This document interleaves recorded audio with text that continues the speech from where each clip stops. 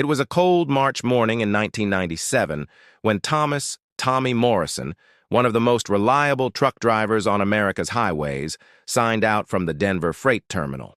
His route was simple: haul a valuable load of electronics to Phoenix. Tommy had done runs like this hundreds of times. His truck was spotless, his cargo secure, and his safety record flawless. By 11:47 a.m., his satellite tracker still showed him right on schedule. And then, without warning, the signal vanished. Not faded, vanished. By nightfall, Tommy's nightly call never came. His rig was nowhere to be found. It was as if man and machine had been erased from the map. For 26 years, the trail stayed ice cold, until a gas station expansion project unearthed something buried deep underground. What investigators found would unravel decades of lies, expose a shocking betrayal, and prove that even the most trusted friend can be the deadliest enemy. If you think cold cases fade into silence, this story will change your mind. Hit that subscribe button and turn on the bell so you never miss our deep dives into the most gripping true crime mysteries. And if this case shocks you, drop a comment. I want to hear your theories as we peel back every layer of this decades-old betrayal.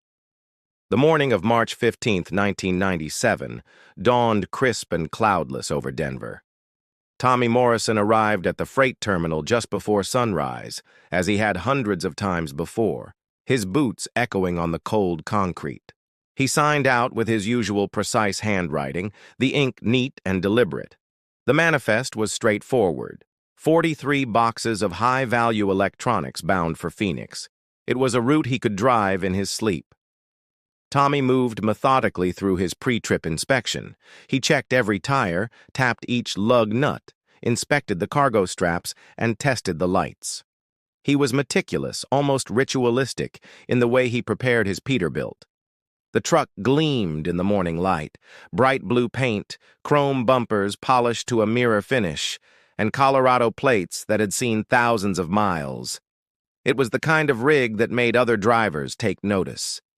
By 6:15 a.m., Tommy was rolling out of the terminal. The security guard at the gate, Mike Patterson, got the familiar two-finger wave.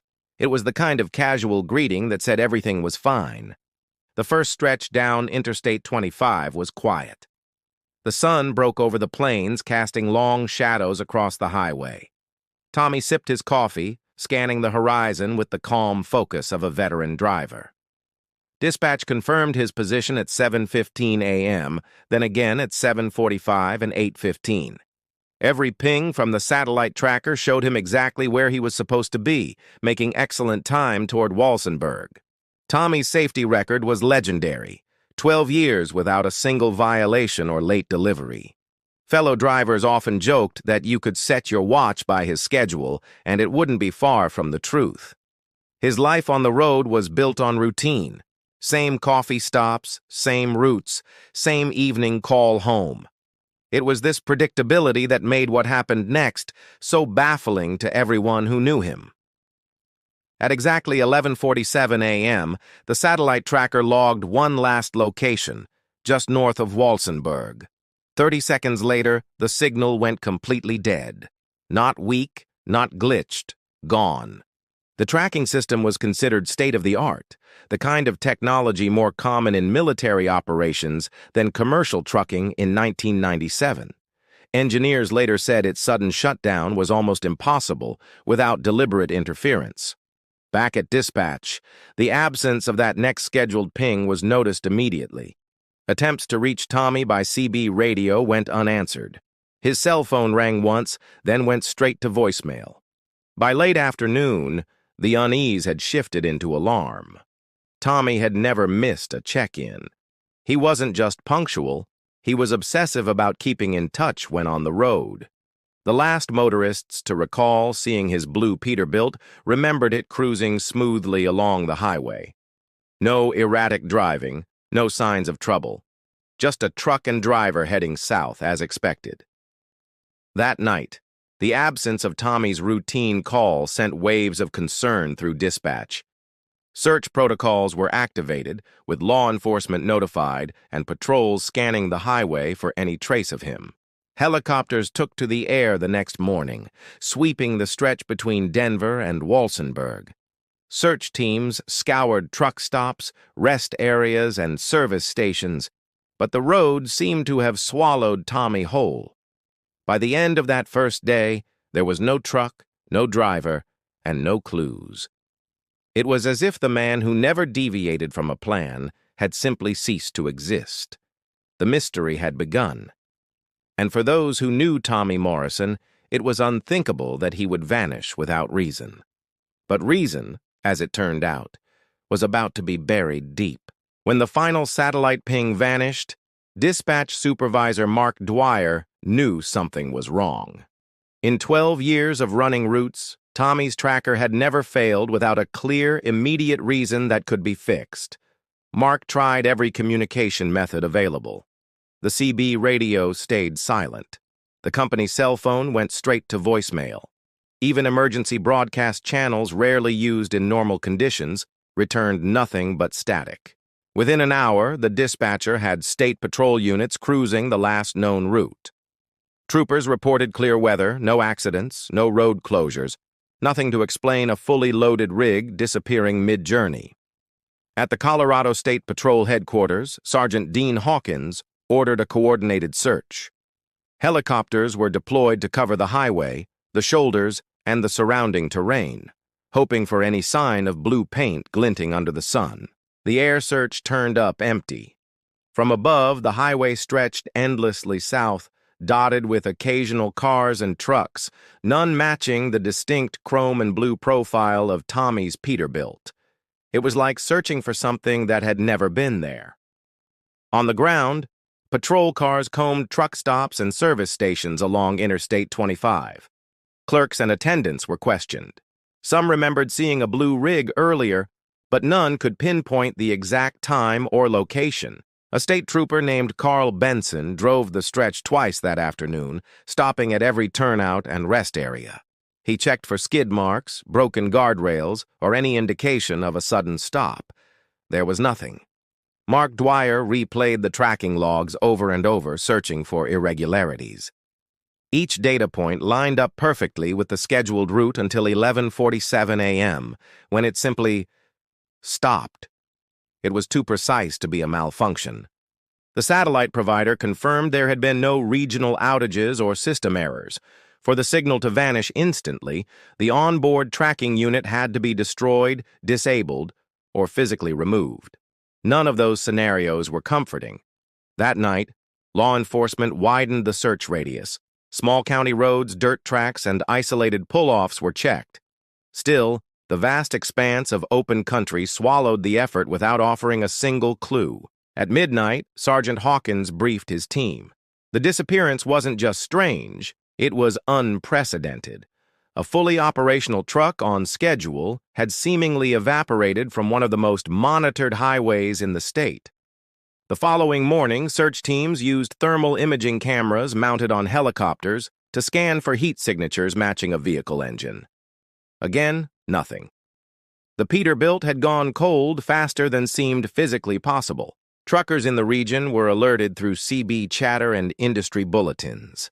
Many knew Tommy personally and agreed to keep an eye out for his rig. The response was swift, but the roads remained silent. On day 2, a state police K-9 unit was brought in to follow any possible scent trail from the last confirmed location. The dogs paced and sniffed along the shoulder, but failed to track a definitive path. Investigators began considering possibilities they didn't want to speak out loud: targeted hijacking, deliberate sabotage, or worse. Each theory led to more questions than answers, especially given Tommy's reputation and his uneventful driving record. By day 3, the search had shifted from hoping to find a stranded driver to fearing they were chasing a ghost. Every lead dried up almost as quickly as it was found, leaving only speculation behind. Mark Dwyer sat in the dispatch office, staring at Tommy's empty route log. The blinking cursor on the screen was the only movement in the room. He knew they'd reached the edge of what routine searches could find. Somewhere out there, Tommy Morrison's rig was hidden, and whoever had made it vanish knew exactly how to leave nothing behind. The real question was, had they taken the driver with it? Weeks passed without a trace. Investigators moved from daily searches to scheduled sweeps, hoping something would break loose. The case file grew thick, filled with interviews, maps, and logs, but empty of any concrete breakthroughs. Then, nearly a year later, a tip came in from a truck stop in Nevada. A driver swore he'd seen a blue Peterbilt with Colorado plates, identical to Tommy's rig, idling near the pumps. The witness, a seasoned hauler named Frank Lewis, said the man behind the wheel wasn't Tommy. He described someone older with graying hair and a rough demeanor who seemed agitated when approached. Frank claimed that when he asked about the truck's history, the driver stiffened, muttered something about a delivery deadline, and pulled away almost immediately, tires squealing as he exited the lot. Investigators rushed to check the truck stop's surveillance tapes, only to find the footage had been overwritten. The lead evaporated into another frustrating dead end, leaving only Frank's shaken account. Over the next 6 years, similar sightings trickled in from across the Southwest, Arizona, New Mexico, even near the Mexican border. Each report came from experienced drivers who swore they knew the look of Tommy's Peterbilt. One account came from a driver named George Matthews, who spotted the truck on a lonely stretch outside Tucson. This time, 2 men were in the cab, apparently arguing as the vehicle passed at high speed. In every case, the driver was different, sometimes older, sometimes younger, sometimes heavily tattooed. Never Tommy. And always, the rig would vanish before law enforcement could intercept it. The sightings created tension among investigators. Some believed the truck was still operational, part of an organized smuggling route. Others thought it was a case of mistaken identity fueled by desperation for answers. Despite skepticism, the pattern was undeniable. The reports shared consistent details: same paint tone, same chrome bumper style, same distinctive Colorado plates that had been recorded in the missing vehicle database since day one. Detective Alan Briggs, who had taken over the case, began suspecting the truck had been altered for illegal work. Disabling the tracker made it invisible, and constant driver changes kept suspicion scattered. The problem was proving it. Without photographic evidence or direct interception, the sightings were nothing more than frustrating reminders of what investigators already knew. The Peterbilt had become a ghost on the highway. By 2005, the official investigation was scaled back. Files were boxed and stored in archives, and active manhunts ceased. Briggs hated closing cases without answers, but resources had to be diverted to newer crimes. Still, a handful of drivers kept the story alive on CB channels and trucking forums. They traded rumors, speculated on the truck's fate, and kept an informal watch list for anything matching Tommy's rig. The mystery became a cautionary tale among long-haul veterans. New drivers were warned about keeping their routes private and watching for suspicious vehicles tailing them, lessons learned from a disappearance that still haunted the industry.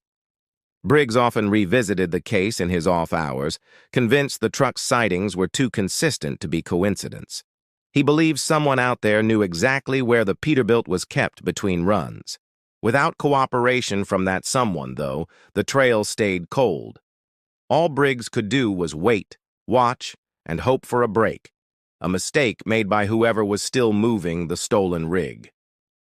That break wouldn't come for nearly 2 decades, but when it did, it wouldn't just answer where the truck had been. It would uncover the kind of betrayal that few could imagine.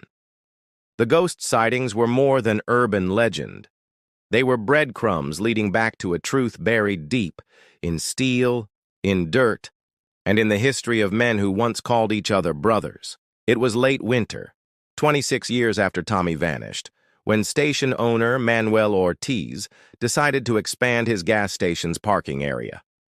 The project required tearing down an old, abandoned warehouse on the property's rear lot. The demolition crew, led by foreman Jack Martinez, arrived early Monday morning. The first few hours were routine, clearing brush, knocking down unstable walls and hauling debris into waiting dump trucks for disposal.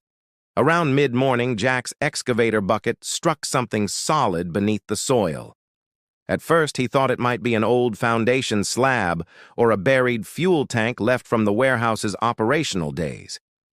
But as the dirt fell away, a flash of bright blue paint caught the sunlight. Jack froze, realizing this wasn't concrete at all. It was metal, and not just any metal, but the curved panel of a truck cab. Shouting for the crew to halt operations, Jack climbed down to inspect the find.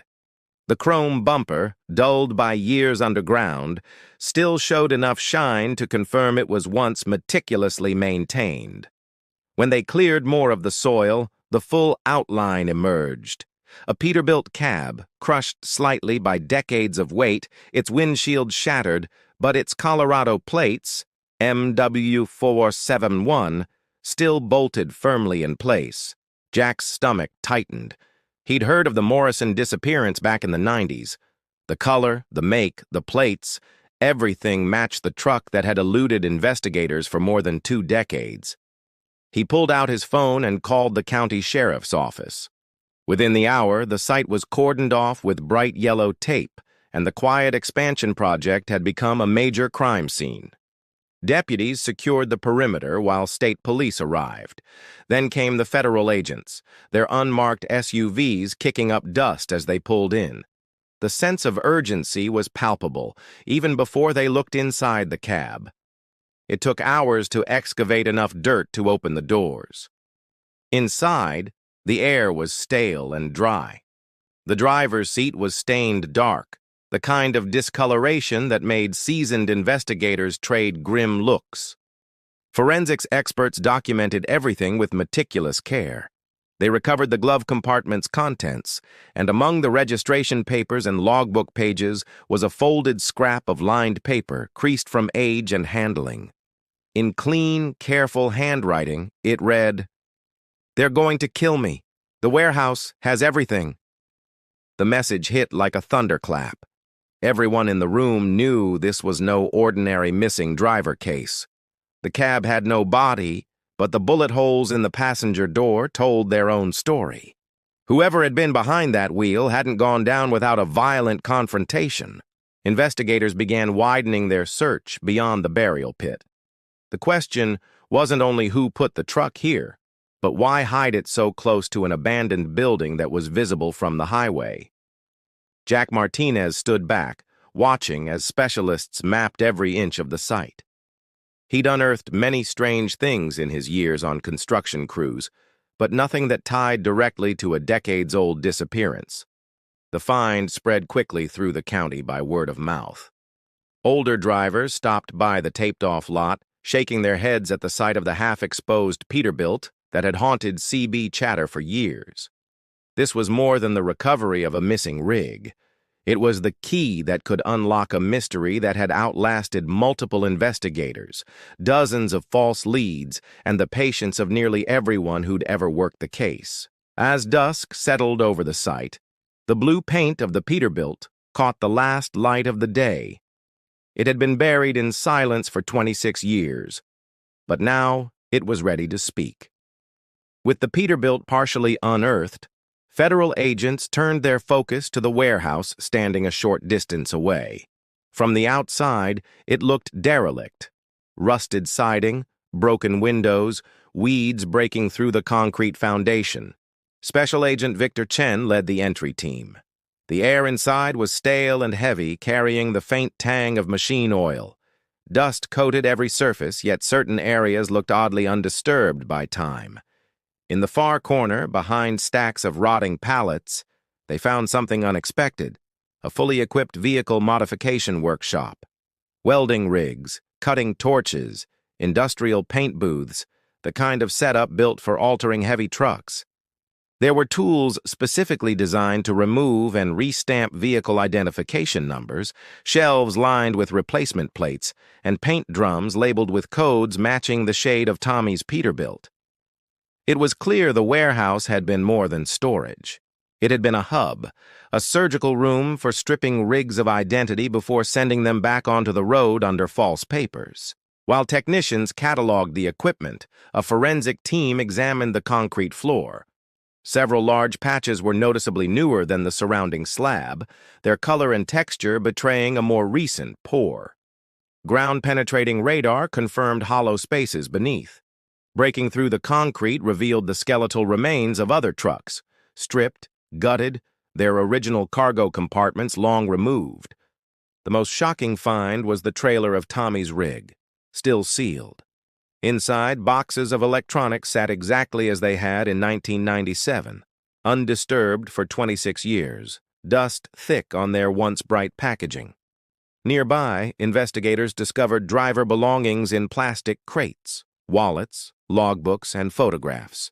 Each item belonged to a different missing trucker. All men reported vanished between 1985 and 2000. Agent Chen moved carefully among the evidence, understanding the weight of what they'd uncovered. This wasn't a one-off hijacking. It was a systematic operation targeting drivers for over a decade.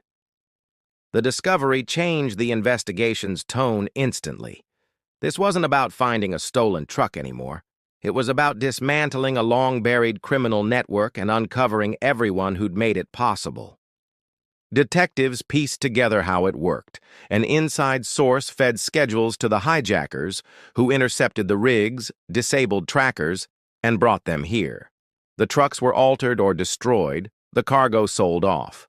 Most drivers had likely been dumped alive somewhere remote.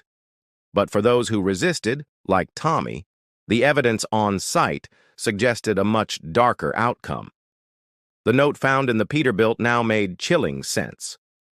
The warehouse has everything wasn't metaphor. It was literal. This building held the history of crimes hidden in plain sight for decades.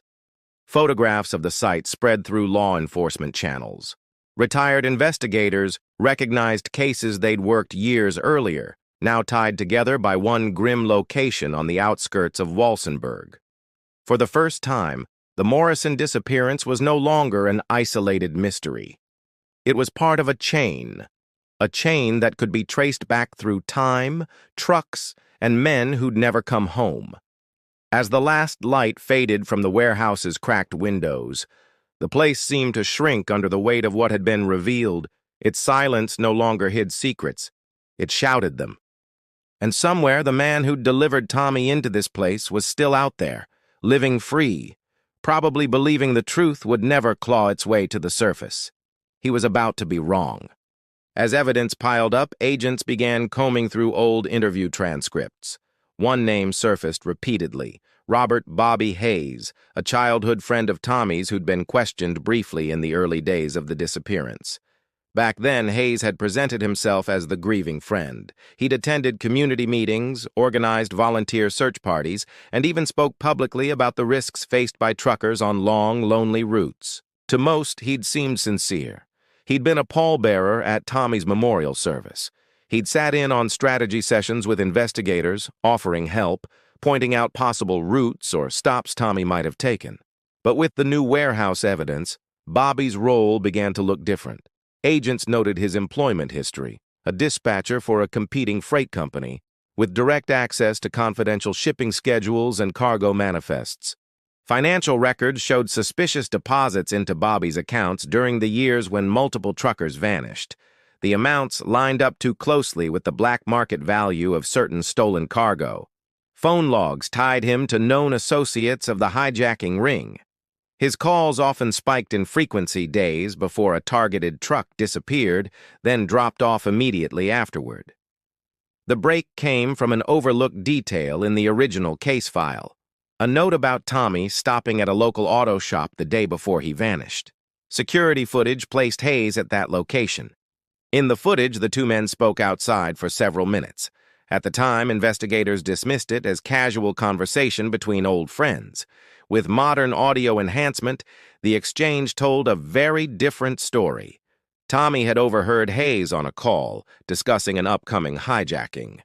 The details matched his own route scheduled for the next day. The recording caught fragments of Tommy confronting him directly.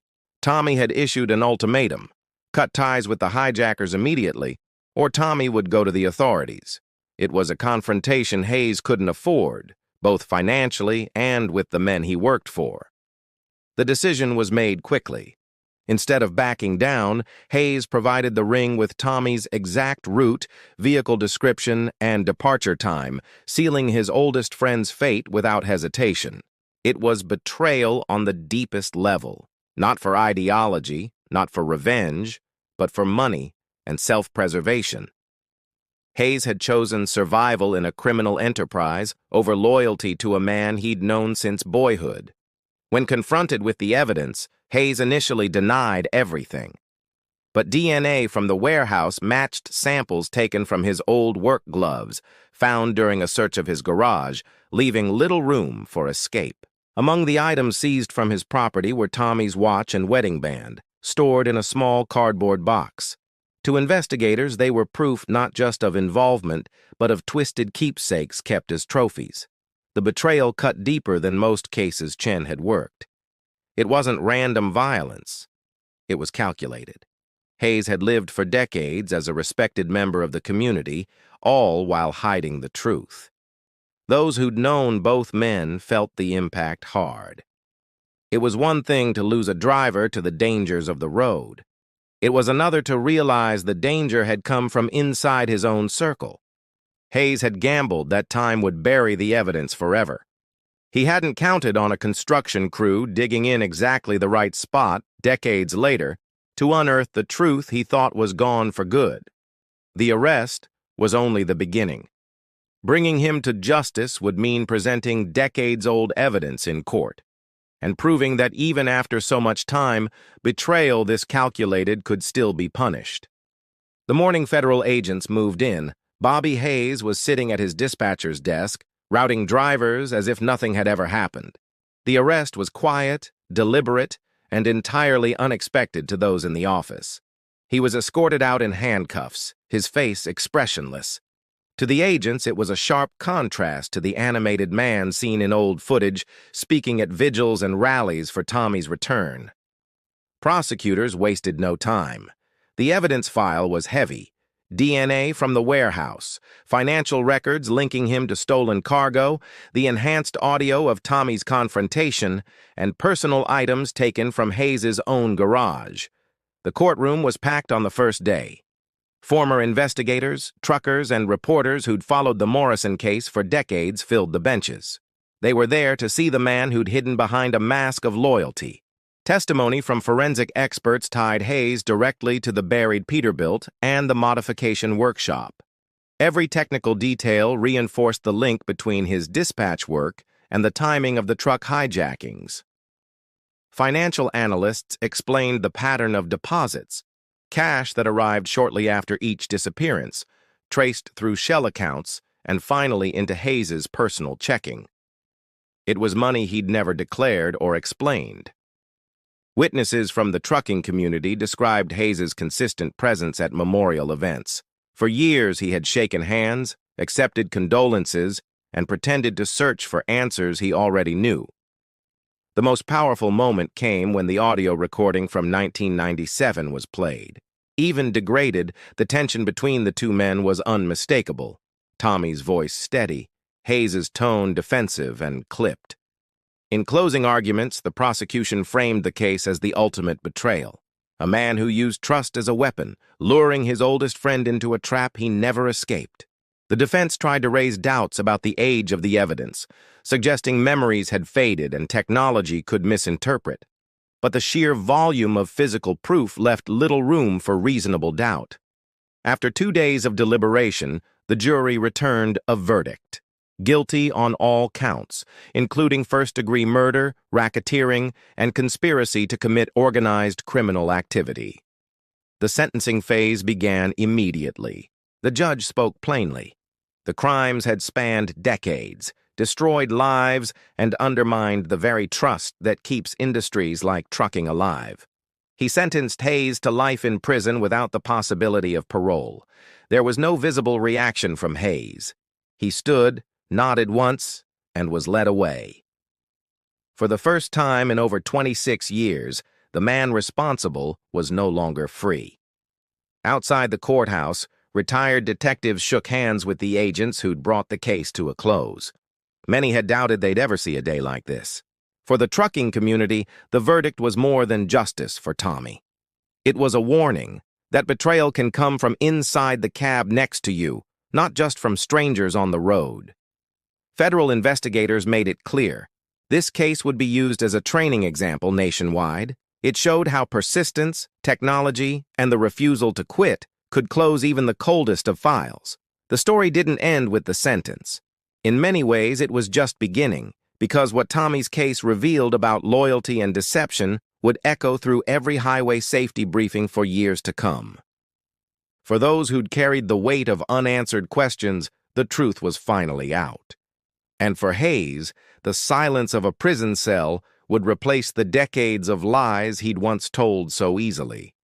With sentencing complete, the Morrison case moved from the courtroom into the memory of an industry. Among truckers, it became more than a solved crime. It became a cautionary tale of vigilance and loyalty. State police partnered with national freight associations to upgrade tracking systems. New GPS units came with layered fail-safes, ensuring that if one system was disabled, others would alert dispatch before the truck even stopped moving. Highway patrol schools began teaching targeted hijacking scenarios based directly on the Morrison file. Officers learned how to spot altered rigs, fake plate stamps, and patterns that matched historical smuggling operations across multiple states. The Peterbilt itself was restored by a team of veteran mechanics. Its chrome shone again, the bright blue paint matched exactly, and it was placed in the Colorado State Police Academy as a permanent teaching exhibit. On the lot where the truck had been uncovered, a memorial plaza was built.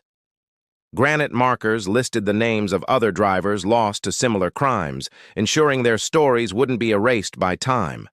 Truckers traveling through Walsenburg began stopping there, leaving tokens: a thermos, a pair of gloves, a cap with a company logo, as quiet tributes to men who never made it home. Retired investigators stood at the plaza's dedication. Some admitted it was the first time in decades they'd felt true closure, knowing the case had left something permanent and meaningful behind. For drivers who'd known Tommy, his name was now part of every rookie safety talk. They didn't share the story to frighten, but to prove that silence against wrongdoing can cost lives. In diners and truck stops, conversations about betrayal sometimes ended with his case. The nods were quiet, but knowing, trust is earned, not assumed, even among those you've known since boyhood. The breakthrough had hinged on a foreman stopping his crew when something felt wrong under an excavator bucket. That choice, small at the time, had shattered 26 years of secrecy. The warehouse lot became a secure truck stop. Bright lighting, constant camera surveillance, armed security, the kind of place that might have kept Tommy alive if it had existed decades earlier. New regulations required certain valuable cargo hauls to use dual-driver crews or armed escorts through high-risk regions, making it harder for any hijacking ring to operate with the impunity seen in past decades. To the public, the Morrison case was a compelling crime story. To those on the road, it was proof that their job carried risks beyond weather, fatigue, or mechanical failure. Tommy's decision to confront Hayes was remembered as the defining act, standing against corruption even knowing the danger. It was a choice that told everyone exactly what kind of man he was. Investigators admitted it shaped their careers. Many called it the most satisfying close they'd ever worked, because it brought justice not just to one man, but to a community that had carried his memory for decades. Every year, on the date the truck was uncovered, a small group gathered at the plaza. They stood in silence, then shared road stories about the driver who had once been a constant presence. The lesson lived on.